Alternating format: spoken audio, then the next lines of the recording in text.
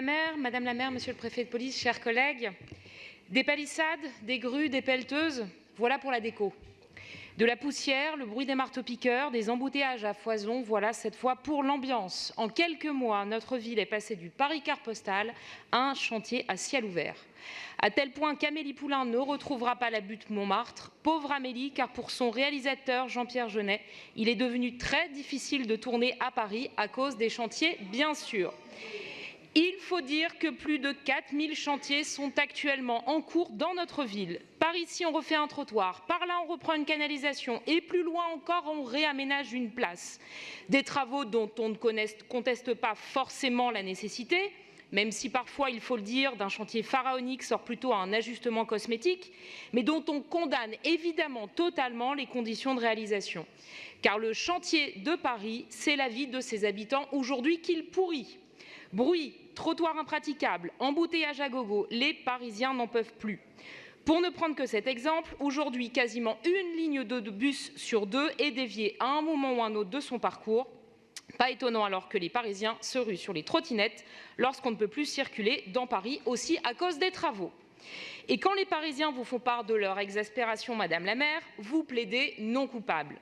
Non coupable car ce ne serait pas votre faute, bien sûr, mais celle de la RATP, de RDF, de GRDF, bref, de tous ceux, en dehors de vous, bien sûr, qui interviennent aussi sur l'espace public parisien.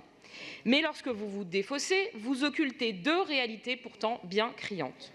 Premièrement, si effectivement une grande partie des travaux actuellement engagés n'est pas initiée par la ville, les chantiers imputables à la mairie sont les plus lourds et les plus pénalisants pour les Parisiens, et ce, de loin. Le réaménagement en urgence des places, la création précipitée de pistes cyclables pour atteindre l'objectif, jusqu'alors délaissé de votre mandat, ce sont autant de chantiers dont le calendrier n'a bien sûr pas du tout été maîtrisé par votre majorité. Les Parisiennes et les Parisiens ne sont pas dupes, Madame la maire, ils savent que vous êtes lancée dans une course effrénée contre la montre à l'inauguration. Sauf que pour abreuver votre soif électorale, vous n'avez que faire du stress causé à notre ville et à ses habitants en faisant de Paris un gruyère géant. Deuxièmement, si certains des chantiers sont imputables à d'autres opérateurs, il est vrai, vous ne pouvez pas totalement vous dégager de votre responsabilité. Il est en effet du rôle de la municipalité de coordonner le planning des chantiers engagés dans notre ville. Car le problème, ce n'est pas un chantier isolé, mais bien l'accumulation du désordre et l'absence de gestion concertée. Notre groupe PPCI, par la voix de Jérôme Dubu, avait déjà souligné ces défaillances il y a quelques mois et proposé la création d'une mission de la maintenance urbaine. Il est donc temps, Madame la maire, aujourd'hui, de vous justifier sur le chaos ambiant et de prendre les mesures utiles pour qu'un tel désordre ne perdure pas. Pourquoi donc aujourd'hui une telle anarchie? Comment comptez-vous libérer Paris de ces chantiers?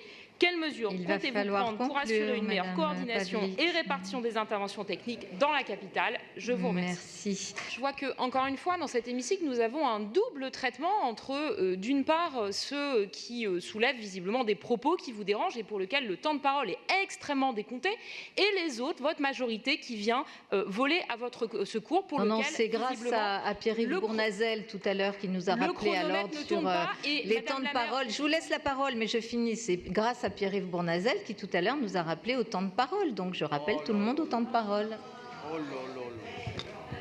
Merci Madame la maire également pour le respect que vous portez aux élus de cette assemblée, puisque, à ce que je sache, nous ne vous comptons pas pendant vos interventions. Mais ceci étant dit, Monsieur Najdovski, les Parisiens ne regardent pas les chantiers, ils les subissent. Et il est quand même extrêmement étonnant que vous soyez obligé de convoquer quid Jacques Chirac, quid Édouard Philippe pour tenter de vous défausser, encore une fois, sur cette question.